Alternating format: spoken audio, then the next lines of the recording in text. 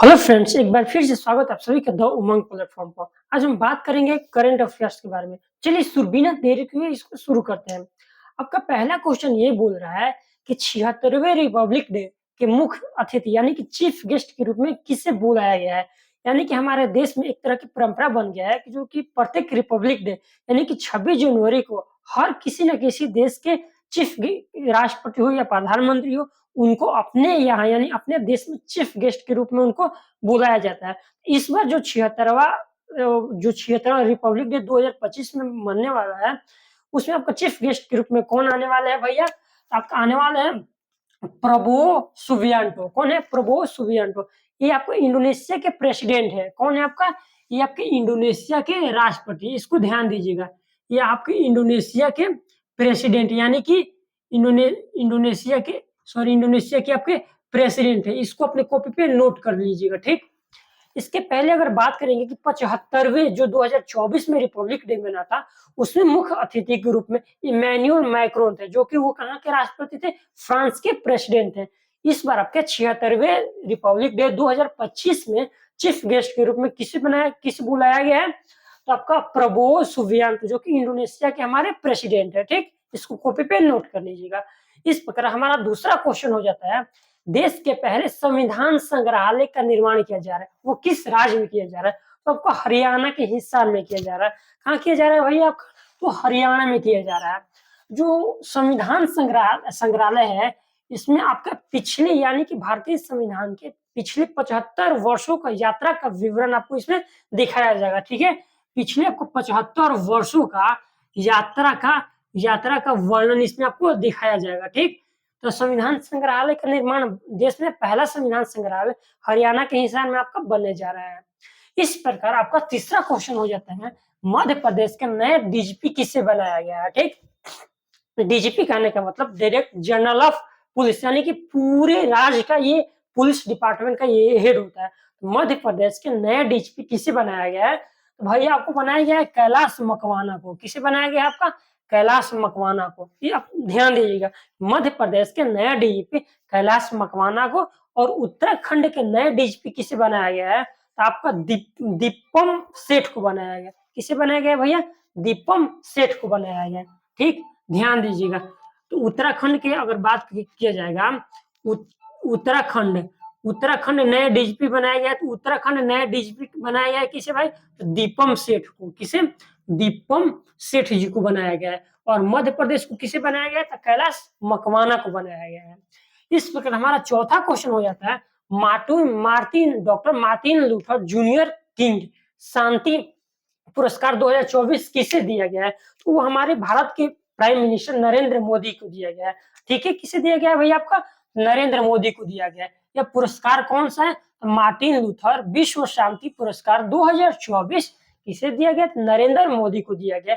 ये पुरस्कार इन्हें इसलिए दिया गया है कि समाज में शांति और अल्पसंख्यकों के हित के बारे में ये सोचने वाले ये नेता है, इसलिए इनको विश्व शांति पुरस्कार मार्टिन लूथर इन्हें प्रदान किया गया है। किसे दिया गया है? तो नरेंद्र मोदी को दिया गया है। फिर नेक्स्ट क्वेश्चन बात करेंगे, साहित्य में जेएसवी पुरस्कार 2024 किसे दिया गया है?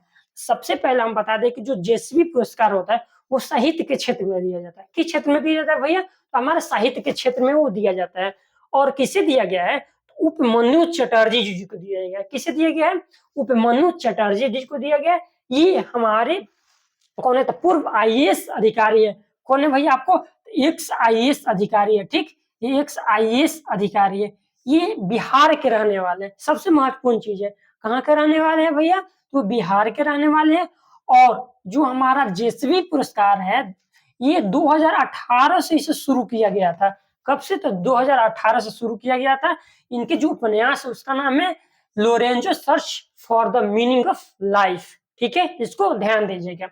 उसका नेक्स्ट क्वेश्चन आ जाता है, डेविस कप 2024 किसे दिया गया? यानी कि कौन सी टीम ने, कौन सा देश ने जीता है? तो जो डेविस कप 2024 है वो इटली जीता है, यानी और उप विजेता के रूप में नीदरलैंड है। ध्यान दीजिएगा, ठीक।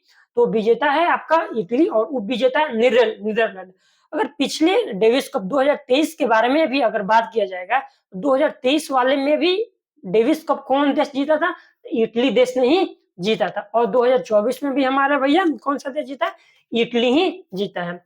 उसके नेक्स्ट क्वेश्चन आ जाता है आपका एशियन हॉकी के बारे में। ध्यान दीजिएगा, ये बहुत इंपॉर्टेंट पॉइंट है। ये सारा क्वेश्चन में सबसे इंपॉर्टेंट आपका ये है। तो आपका एशियन हॉकी महिला चैंपियन 2024 जो कि अभी कहाँ हुआ है, यानी कहाँ संपन्न हुआ है? तो हमारे बिहार के राजगीर में संपन्न हुआ है। कहाँ से संपन्न हुआ है? तो बिहार के राजगीर में संपन्न हुआ है एशियन हॉकी महिला चैंपियन 2024। इसमें आपका 6 देशों ने भाग लिया था। कितने देशों में भाग लिया था? 6 देशों में। भारत भारत आपको देखिए, Bharat, Japan, Korea, China, Thailand और मलेशिया, ये सारे एशिया महादेश के देश हैं। एशिया महादेश के देश हैं और ये 6 देशों ने महिला चैंपियनशिप में भाग लिया था, ठीक, जिसमें भारत विजेता है और उप विजेता के रूप में आपका चाइना है। भारत कौन सा है भैया? भारत आपका विजेता है। ध्यान दीजिए, भारत आपका विजेता है और उप विजेता में आपका चाइना हो जाता है। अगर इसका शुभंकर की बात किया जाएगा तो इसका शुभंकर है गुड़िया। इसका शुभंकर क्या है भैया? आपका गुड़िया। यह एक प्रकार की गौरैया चिड़िया है, ठीक है। यानी कि बिहार का राजकीय पक्षी क्या है? तो गौरैया है। तो उसी तरह की एक प्रकार की पंछी है जिसका नाम है गुड़िया। ध्यान दीजिएगा, ठीक। इसको भारत जो है विजेता है और वो विजेता चाइना है। नेक्स्ट क्वेश्चन आ जाता है आईपीएल 2025 के सबसे महंगे खिलाड़ी कौन से बिके हैं? ध्यान दीजिएगा इस पॉइंट को। आईपीएल 2025 का सबसे महंगे खिलाड़ी ऋषभ पंत है। कौन है भैया? ऋषभ पंत है, जो कि 27 करोड़ में बिके हैं। पहले ये दिल्ली कैपिटल्स के प्लेयर थे, लेकिन अब ये लखनऊ जेएंट्स के आपके प्लेयर हो गए हैं, ठीक। ध्यान दीजिएगा। तो सबसे महंगे खिलाड़ी आपके कौन से भाई बिके हैं? आपका ऋषभ पंत, जो कि किस टीम यानी कि किस टीम ने खरीदा है? तो आपका लखनऊ ने इन्हें खरीदा है। और दूसरे नंबर पे सेकंड सबसे महंगे खिलाड़ी आपके बने श्रेयस अय्यर, जो कि 27.75 करोड़ में ये आपके बिके। इनको आपको पंजाब किंग्स ने खरीदा है। ध्यान दीजिएगा। नेक्स्ट आपका आता है एकलव्य पुरस्कार, ठीक। एकलव्य पुरस्कार 2024 किसे दिया गया है? तो आपको प्रत्याशा रे को दिया गया है। किसे दिया गया है? प्रत्याशा रे को। जो हमारे ये एकलव्य पुरस्कार है, यह खेल के क्षेत्र में दिया जाता है। सबसे महत्वपूर्ण बात, ठीक है। जो हमारे ये प्रत्याशा रहे, ये आपका ये जो हमारा ये प्रत्याशा रहे, इन्होंने कितना 4 गोल्ड, 1 सिल्वर और 1 ब्रॉन्ज मेडल खेलो यूनिवर्सिटी गेम्स 2024 में जीता है, इसलिए इन्हें यह एकलव्य पुरस्कार दिया गया था। ध्यान दीजिएगा। फिर उसके बाद आता है झारखंड के नए चीफ मिनिस्टर कौन बने हैं? तो आपका भैया हेमंत सोरेन बने। हाल फिलहाल में झारखंड में विधानसभा का चुनाव संपन्न हुआ है, जिसमें आपका झारखंड मोर्चा पार्टी के सदस्य हेमंत सोरेन ने जीत दर्ज की है और यह मुख्यमंत्री के रूप में दोबारा शपथ लिए हैं। अगर हम आपको बता दें एक और बात कि झारखंड में टोटल विधानसभा की सीटों की संख्या कितनी है? तो आपका 81 है भैया। कितना है? 81 है। अभी झारखंड के साथ-साथ महाराष्ट्र में भी आपका विधानसभा का चुनाव संपन्न हुआ है। अगर महाराष्ट्र के बारे में बात किया जाएगा तो वहाँ टोटल विधानसभा की सीटों की संख्या आपका 288 है। कितना है आपका? 288 है। और वहाँ पे भारतीय जनता पार्टी और शिवसेना मिलकर के सरकार बनाएंगे, ठीक है। यानी कि भारतीय जनता पार्टी की वहाँ पे सरकार बनेगी। इस प्रकार महाराष्ट्र में 288 और झारखंड में टोटल विधानसभा की सीटों की संख्या 81 है।